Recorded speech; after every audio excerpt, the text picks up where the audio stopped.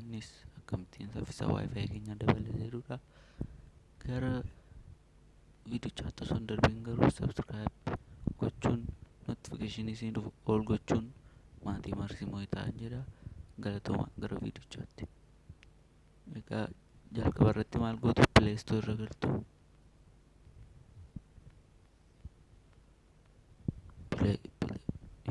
Play Store irra galtanii booda DNS changer jettanii search gootu. Ergasii install gootu jechuudha.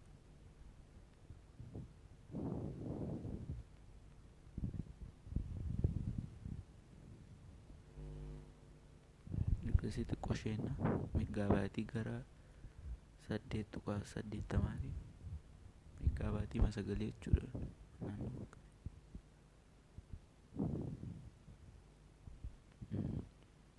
nama meeqa buufatee miliyoona 10 oltu buufatee jechuudha. Appilikeeshinii kana nama miliyoona 10 oltu buufate.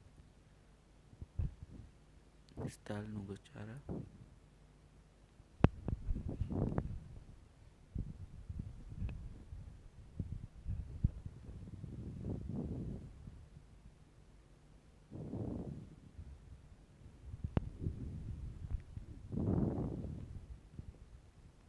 Ergasii erga install godhee fixee booda open jennaani.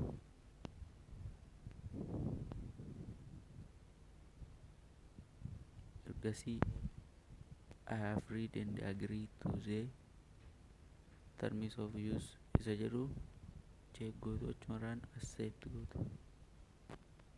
Ergasii continue as free seettu click gootu. Ergasii lafa beezikii kan ta'e iddootti kana jechuudha.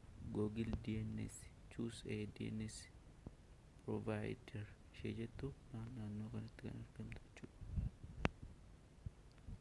Google DNS ishee jettu xunnaa. Ergasii cloud DNS ishee jettu irra kaa'anna jechuudha. Ergasii start goona gootuu itti goona. Amma kun haaluma salphaatiin connect nu godheera jechuudha.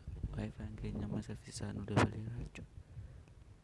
Galatoomaa waan na daawwattaniif chaanaalii koo subscribe gochuu hin dagatinaa. Ammasii nagaatti amma viidiyoo biraa ol agarruutti.